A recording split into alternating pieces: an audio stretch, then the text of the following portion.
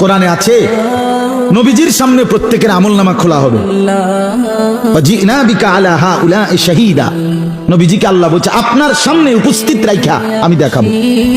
নবীজি আমলনামা দেখে আল্লাহর নবী জিজ্ঞেস করবে উম্মত এটা কি? উম্মত দিনের পর দিন ফজরের নামাজ কোথায়, জোহরের নামাজ কোথায়? উম্মত 30 বছরের ব্যবসার মধ্যে একটা হালাল নাই। সুদের এত টাকা দরকার, ঘুষের এত টাকা দরকার। উম্মত যৌবনের পুরাটা সময় মোবাইল দেখে, ছবি দেখে, নাচ গান দেখে, উলঙ্গ দৃশ্য দেখে নষ্ট করে ফেলেছো। আজ আমি কিসের সুপারিশ করবো উম্মত? আমি এটা নিয়ে আমার আল্লাহর সামনে কেমনে দেখাবো? আমি কিভাবে বলবো?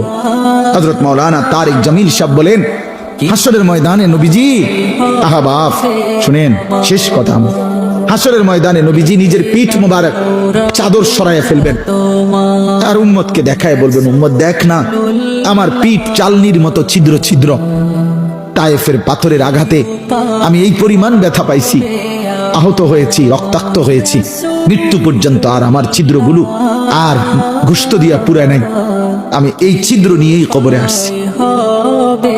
আমার 23 বছরের এই কষ্ট, এই আমানত, আমার উহুদের দান শহীদ, আমার পেটে পাথর বাঁধা, আমার সাহাবীদের এই শাহাদাত, আমার বেলালের এত কষ্ট, খাব্বাবের এত জুলুম নির্যাতন সহ্য করা, বিনিময় উম্মত কি নিয়ে আস, কি নিয়ে আস? জিন্দেগি কোনো কদর করলেন না। আবার বলছি ইন্নী লাকুম মিনহু নাযীরুম মুবিন, আল্লাহ বলছে নবী শুনাইছে 2 বার, পর পর 2 বার বলছে উম্মত আমি কিন্তু ভয় প্রদর্শন করলাম।